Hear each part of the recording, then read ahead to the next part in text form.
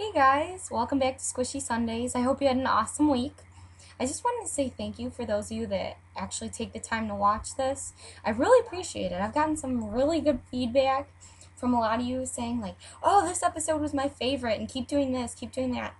It really means a lot to me that you guys are watching and giving me this feedback because it's all for you. So, thanks. So, today I did tell you that I was going to be talking about my most embarrassing moment, but used my discretion, decided it was a little too graphic.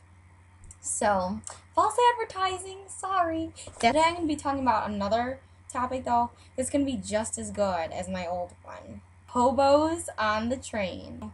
I'm a far northwest side girl. If I want to go downtown, I'm not going to drive down there and pay $20 for parking. I take the blue line. I happen to encounter a lot of interesting characters on the train, as you will on probably any CTA line. I was on the train with my friend Grandma Debbie, and there was a man just walking from car to car, looks at us and he goes, excuse me, do you need any batteries?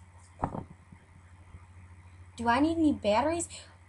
Do I look like I need any batteries to you? I'm a broke college kid. Another time with Grandma Debbie, we went downtown.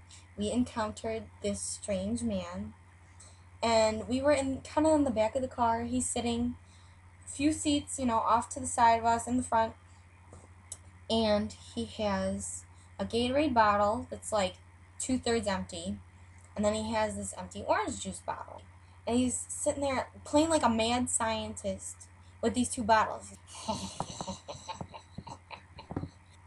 Okay, are we in first grade? Are we schizophrenic? Like freaking out, because I was totally laughing at this guy. And he turns around, he pulls one of these, does a little creepy look, and his face is like this. I am totally gonna get shanked and left for dead on the side of the tracks here. I gotta stop this. And then the train suddenly jerks to a stop, at his stop, and he's thrown forward, and he dumps this drink all over the seat and all over his lap. He lets out a slew of swear words, and it was comical, but kind of sketchy. Another one of my favorite types of hobos on the train are those that fall asleep. There's no better hobo than a sleeping hobo, because then they can't bother you. The sleeping hobos are always the ones that have their lives with them in a cart. By their side, bits of garbage, an old newspaper from last week, a tattered hat. It is all right there with the sleeping hobo.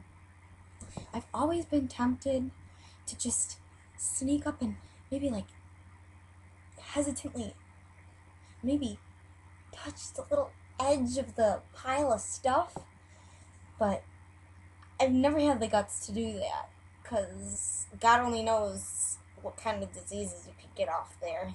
/ if they'd stab you with a paperclip or something. They woke up. I don't know. Anyway, another type of CTA hobo that I like is the station rapper. Now, I know you guys know exactly what I'm talking about. You've seen these guys, again, on probably every color CTA train that is possible. I see them a lot at that shared red line, blue line Jackson stop. Oh yeah, they are so legit. I was going to give any hobo on the train money, it would be the station rappers. They have their little hats set out for money. They have some sort of ghetto boombox. Usually it's that Fisher-Price one, like the one that you had when you were like 3 years old if you're a child of the 90s like me. And they're rocking out and they're just busting a rhyme. It's really sick. Again, it's really hard to take it seriously, but hysterical.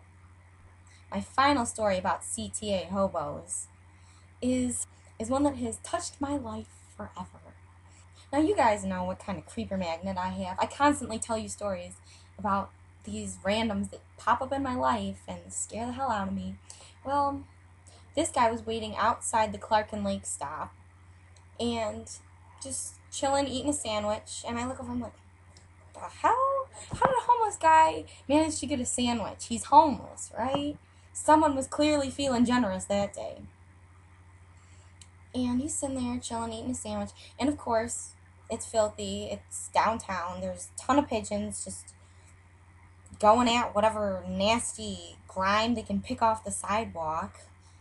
And I'm walking past Soooo, chilling, eating a sandwich. And I'm walking through, kind of skirting around the pigeons, chilling there. All of a sudden, he takes a big bite out of his sandwich, spits it into the air. And I kid you not, he says these words, "Attack my minions!" And he points at me, and he tries to get these birds to freaking attack me. What? What? Excuse me, Hobo Man. Did you really just spit your sandwich into the air and try to stir up pigeons to attack me? And am I wrong, or did you just call them your evil minions? See, that is the reason why I do not enable street hobos. Because if you give them sandwiches, they will spit it into the air. Cause and effect, people. Be smart with your money. Do not buy hobo sandwiches. If you have to buy them anything, buy them a warm beverage. Lesson learned here, people. Do not give hobos sandwiches, no matter how much they look like they could use it, because they will just spit it in the air and try to get pigeons to attack you. Just don't do it. Okay, I'm done.